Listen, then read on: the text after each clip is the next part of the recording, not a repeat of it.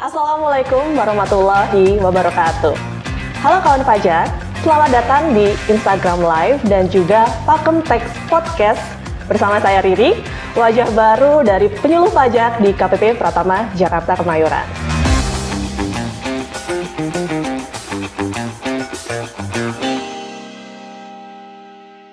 Hari ini kita bakal ngobrol tapi santai aja nih, tapi penting banget buat kawan pajak semuanya.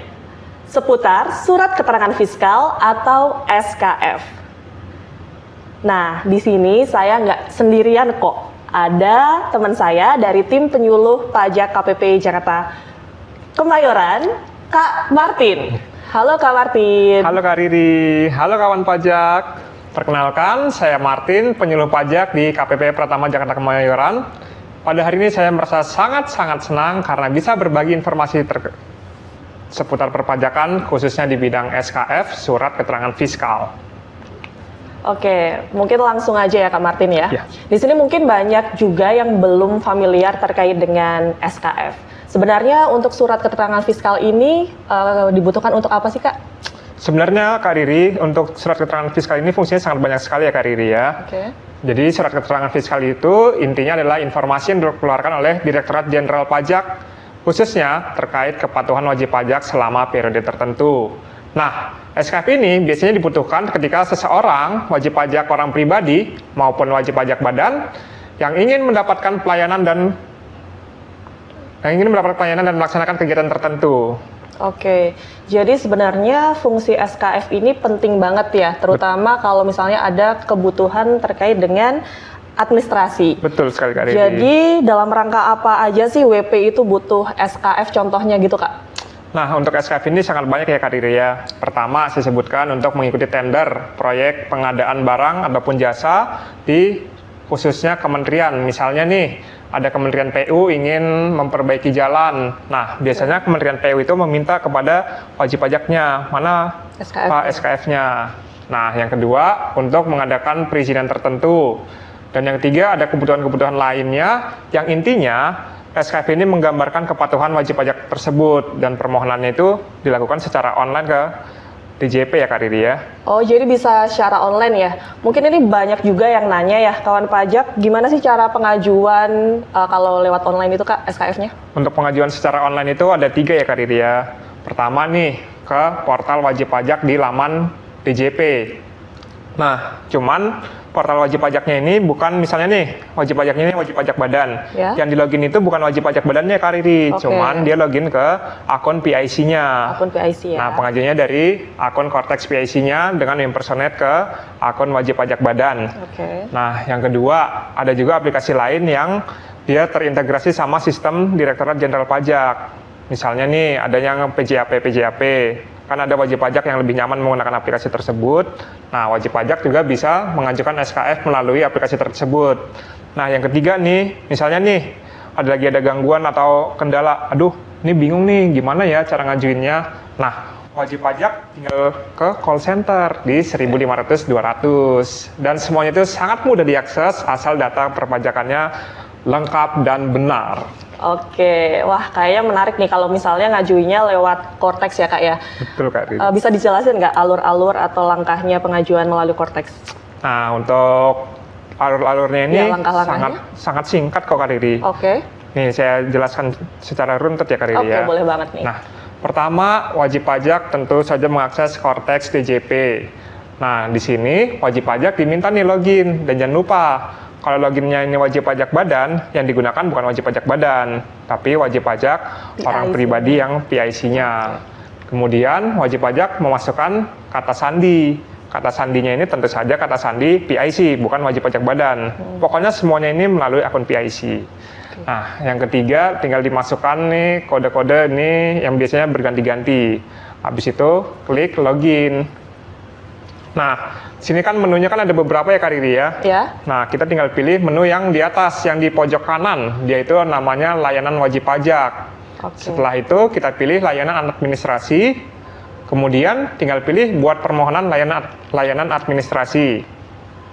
Nah, di sini nih di pojok kiri biasanya ada macam-macam tuh, ada AS01, AS02, pokoknya banyak lah. Nah, kita pilih aja yang AS01, itu biasanya di atas kok. Yang pemenuhan kewajiban perpajakan ya Kak ya? Betul sekali Kak Riri. Nah, setelah kita pilih yang pemenuhan kewajiban perpajakan, akan muncul tuh AS01/01, ada yang 02, 03, dan kalau yang fiskal ini, kita pilih aja yang AS01/01, dan di situ ada keterangannya, surat keterangan fiskal.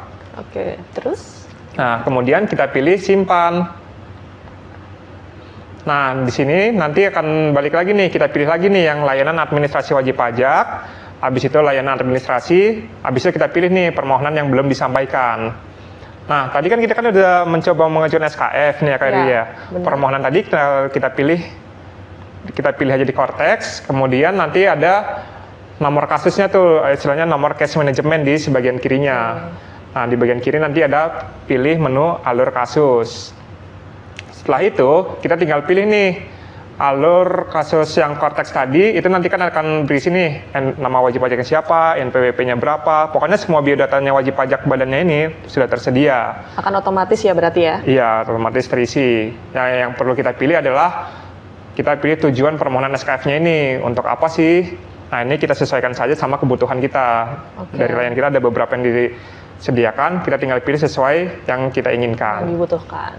Setelah kita pilih, nah kita pilih lagi kota administrasi pengajuan SKF-nya nih. Misalkan wajib pajak Kemayoran kan bisa aja lagi di Jakarta Barat nih ya. Nah, pilih aja yang Jakarta Barat. Pokoknya itu menyesuaikan dengan kotanya wajib pajak. Pada saat pengajukan itu ya? Iya, betul sekali Kak Riri. Nah, selanjutnya kan ada pernyataan wajib pajak, kita centang aja, checklist, habis itu kita pilih simpan. Dan pastikan setelah kita klik simpan, itu muncul notifikasi kalau sukses. Nanti akan muncul di layar Cortex wajib pajak. Dan kemudian kita pilih create PDF.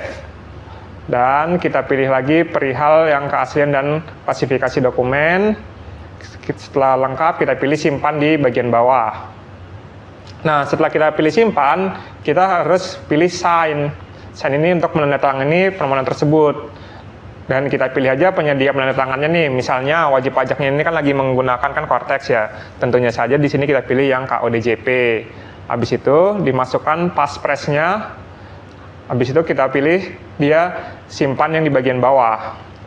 Oke, jadi dipastikan dulu berarti wajib pajak tuh harus mengajukan KODJP dulu ya sebelum mengajukan SKF ya Kak ya? Betul, jadi pastikan dulu wajib pajaknya ini yang kode otorisasi atau sertifikat elektroniknya sudah aktif ya Kak Riri ya. Karena paspres tersebut nanti kita gunakan saat sign di sini. Baik, oke Kak, lanjut. Habis itu kita pilih submit yang di bagian bawah. Nah, setelah itu kita pastikan lagi muncul kasus di atas dilanjutkan ke tindakan berikutnya. Pastikan ada informasi tersebut ya Kak Riri ya. Ini notifnya otomatis setelah kita pilih yang submit tadi. Oke. Nah, selanjutnya kita tinggal pilih lanjut yang di bagian kiri bawah. Dan sudah penuturan kasus ditulis kasus ditutup. Dan kalau kasusnya ini sudah tutup seperti ini, maka SKF tersebut sudah selesai. Oh, jadi berarti SKF ini tuh sebenarnya dalam hitungan menit udah jadi ya Kak ya? Iya, betul Kak Riri. Wah, cepet banget ya. Dan wajib pajak nggak perlu repot-repot nih datang ke kantor atau apa, karena SKF-nya ini udah bisa di-download dari akun Cortex-nya wajib pajak. Langsung jadi ya berarti. Jadi tadi kan kita udah sampai di yang kasus ditutup nih Kak Riri. Nah, di bagian kirinya kita tinggal pilih ada yang bagian dokumen. Dan di situ bisa kita unduh SKF dan BPS-nya. Dan nanti langsung muncul nih surat keterangan fiskal, nomor rekeningnya sekian, nama wajib pajaknya siapa, NPWP-nya berapa, data-datanya, dan tujuannya itu untuk apa, dan nantinya di bawahnya ada barcode-nya. Wah, cepet banget ya berarti ya. Berarti ini diunduh bisa langsung, misalnya WP mau ngurus perizinan bisa langsung dipakai ya Kak ya? Betul, karena memang Kak Riri, namanya kita ini Direktur Jenderal Pajak, kita itu senantiasa mempermudah layanan wajib pajak. Wah, keren Jadi kebijakan kita selalu berpikir, apa sih kira-kira yang bisa memudahkan wajib pajak ini nih? Karena keluhan-keluhan wajib pajak ini banyak nih Kak Riri. Duh Pak, saya ke sana, KPP sana jauh. Apalagi Jakarta, aduh Pak, macet Pak. Terus saya lagi kerja di sini, saya bisa aja direkturnya di mana Pak. Nah, dari masukan-masukan tersebut, Direktorat Jenderal Pajak tuh berpikir, apa ya yang bisa kita lakukan? Nah, maka karena itu, kita mau terobosan agar SKF ini ajukan secara online dan bisa langsung diunduh di akun Cortex wajib pajak. Wah, keren banget ya. Berarti Cortex ini memang sangat membantu wajib pajak untuk mengurus Betul. segala kebutuhan administrasinya ya, Kak ya? Betul sekali Kak Riri. Oke, kalau misalnya nih ada WP yang kesulitan mengakses Cortex atau pengajuan melalui online, ada cara lain nggak Kak buat ngajuin SKF ini? Gimana ya Kak Riri ya, sebenarnya SKF ini di online tadi kan sangat-sangat mudah ya. Iya. Cuman kan ya kita juga kan nggak bisa, oh semuanya online. Ada juga nih kita mendengar keluh kesah dari bagian-bagian yang susah sinyal kan kadang kan namanya di pinggiran Indonesia ya Kak benar. Riri ya. Nah kita juga berpikir kita nggak boleh egois misalnya online aja. Makanya kita juga menyediakan layanan manualnya Kak Riri. Oke. Nah, jadi wajib pajak itu bisa datang ke KPP atau KP2KP terdekat. Nah, misalnya nih, wajib pajak juga saya lagi di sini, lagi di kota A. Di kota B saya terdaftarnya, boleh nggak? Misalnya ngajukannya bukan di KPP terdaftar, nah itu boleh banget Kak Riri, karena konsepnya itu kita sudah borderless, jadi bisa diajukan di mana saja. Atau misalnya nih, ada juga wajib pajak misalnya lokasinya dari KPP manapun jauh, cuman dari jasa ekspedisi nih, di sampingnya ada misalnya pos atau JNE. yeah. Nah, wajib pajak itu bisa tuh Kak Riri, datang aja ke kantor pos, dikirimlah permohonannya ke KPP terdaftar. Kalau permohonan via pos itu tetap ke KPP terdaftar ya? Iya. Tapi kalau datang langsung bisa ke kantor pajak manapun? Betul sekali Kak Riri. Oke Kak. Tapi tentu saja ya, dokumen-dokumennya itu ada yang harus dilampirin beberapa. Nah, yang pertama itu fotokopi identitas, misalnya KTP. Nah, yang kedua itu akta pendirian untuk wajib pajak badan. Buat apa sih akta? Nah, ini kan untuk membuktikan kalau misalnya si pengurusnya itu benar ada di akta. Takutnya kan ada yang menyalahgunakan ya Kak Riri ya.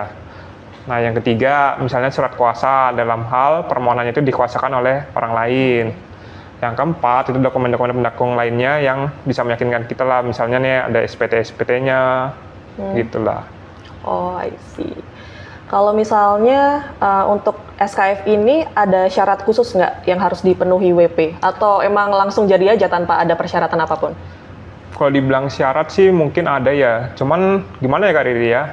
Ini sih nggak bisa dibilang syarat ya Kak ya. Karena Kenapa tuh? memang namanya kalau kita patuh, wajib pajak patuh nih, ya dia langsung keluar gitu aja nih Kak Lolos aja Riri. ya kalau memang WP patuh ya? Iya, karena syaratnya tuh cuman misalnya yang pertama menyampaikan SPT tahunan 2 tahun pajak terakhir. Nah, masa sih wajib pajak menyampaikan SPT aja berat? Harusnya udah semua dong ya? Iya, apalagi kan kita kantor pajak udah di mana aja, mau di mana saja bisa, online pun bisa.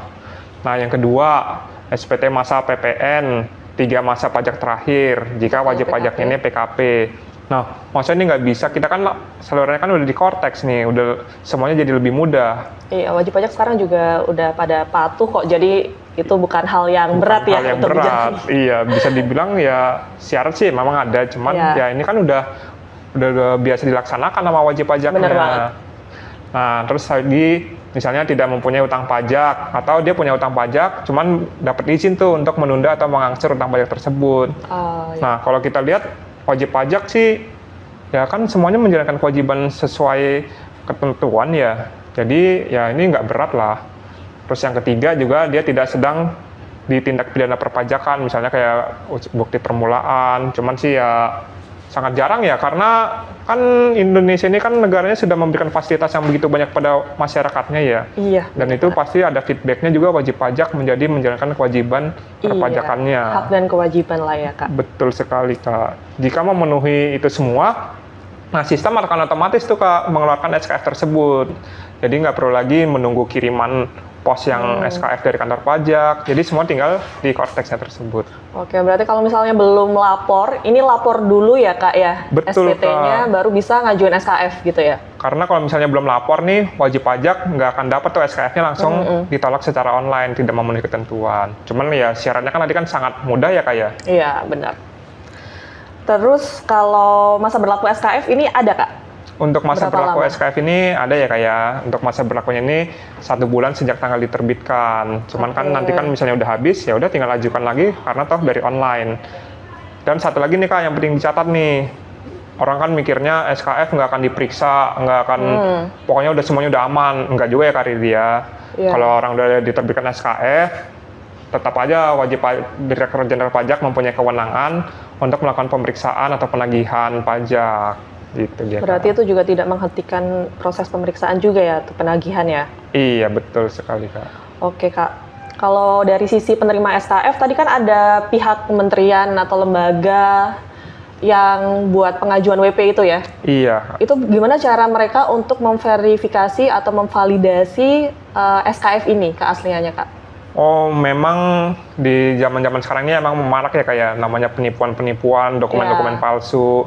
Cuman tenang saja karena kita itu udah menyediakan 5 cara untuk menentukan ini benar apa enggak sih. Apa aja sih Masih caranya? berlaku apa enggak gitu ya? Iya, karena ya memang penipuan ini memang banyak. Cuman ya kita senantiasa berbenah, kita menyediakan 5 cara tadi, Kak. Yang pertama, nah, SKF itu kan di lembarannya, di pojokan bawahnya kan ada QR, barcode. Okay. Nah, kita coba aja scan nih, misalkan kita dari HP. Udah, kita buka kamera, kita scan barcode-nya nih, Kak. Nah, kalau pas kita scan, itu langsung muncul, nah berarti itu asli. Oh, kalau cara lain ada nggak? Nah, yang kedua nih, bisa telepon tadi ke rekening pajak. Oh, itu bisa ya? Bisa, ke 1.500-200 untuk memastikan ini benar nggak sih. Nah, misalnya nih wajib pajak agak males lah nelpon-nelpon, toh kantor pajak saya ada deket nih, sebelah rumah misalnya kantor pajak nih, Kak. Kan Iya. banyak tuh, sebelah persis kantor pajak, ya udah datang aja ke kantor pajak. Itu juga bisa dicek langsung ya? Iya, di KPP maupun ke P2KP.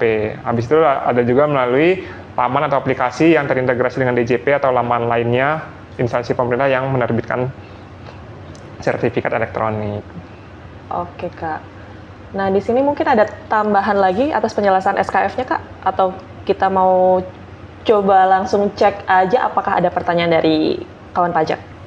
Nah, mungkin kita bisa cek aja kali ya, Kak, pertanyaan dari wajib pajaknya ya. Oke.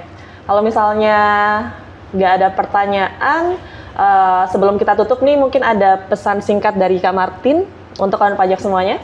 Oh, tentu saja, Kak Riri. Nah, saya juga untuk mengingatkan kawan pajak semuanya, ayo laporkan SPT tahunan maupun SPT masanya yang menjadi kewajiban wajib pajak. Karena ini bukan cuma kewajiban ya, tapi juga memudahkan kita saat membutuhkan dokumen penting seperti SKF atau mengadakan perizinan usaha juga kan ditanya ini gimana nih kepatuhan pajaknya. Nah, kalau misalnya nggak patuh, wajib pajak sendiri yang rugi karena tidak bisa mengajukan.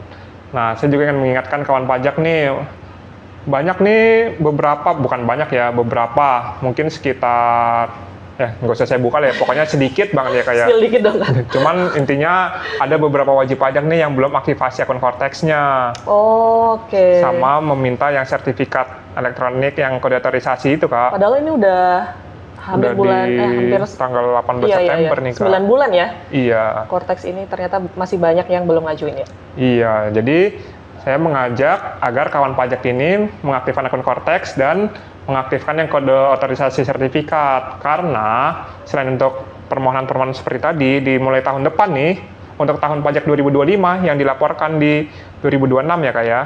Nah, itu semuanya melalui Cortex, baik wajib pajak badan maupun orang pribadi. Wah, semuanya bakal beralih ke Cortex ya? Betul SPT sekali, tahunan Kak. juga ya, Kak ya? Iya. Oke, setuju banget sama Kak Martin. Mungkin kita cukupkan saja, Kak, untuk Instagram Live dan juga podcast hari ini. Terima kasih juga untuk kawan pajak yang sudah bergabung di Instagram Live kami.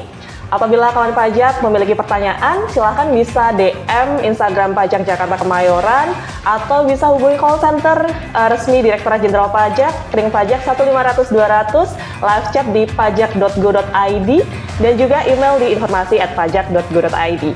Sampai jumpa di Instagram Live dan juga Pakem Teks Podcast berikutnya. Bye-bye!